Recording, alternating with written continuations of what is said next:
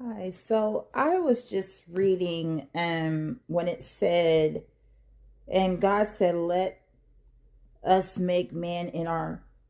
image after our likeness, and let them have dominion over the fish of the sea, and over the fowl of the air, and over the cattle, and over all the earth, and over every creeping thing that creepeth upon the earth. And I was reading the scripture, and I was like, you know, you us humans can't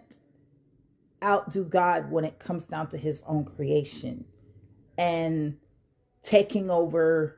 and overdoing what he has already put in place. If God, when God put things in place, if God made the animals, which he did, and we go and we try to be as humans thinking that we can outdo God when he knows about each and every animal going into their enclosures, and then we end up getting attacked and all this other stuff. It's not meant for us to be out there in those type of environments messing with the habitat's natural cycle of life, right? And how they live and how they do, and taking them away from their mothers, and cubs getting taken away from their mothers. And the reason why mothers would naturally not leave their babies if they're left there is probably because they're coming back for food, or if there's something that happened to the mother. Normally the pack will come and they will sniff out where the last of her cubs are, because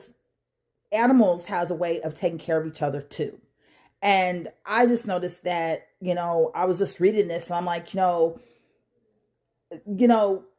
God has done a lot of things, and man have tried to outdo God in as far as his own creation and how he established things and put things together. And they're not winning at all. We can't win taking God out of his own creation and then try to recreate or put things together and making cells and regenerate the body and doing all this extra stuff, even though science does say that there's a God. They're still trying to make themselves look like they're gods by not really giving honor to the real God that created those things and generated those cells, and putting people in place to make things happen for those to be able to have a body or have some type of body cells and things like that in that nature. But we cannot be taking things away from God's creation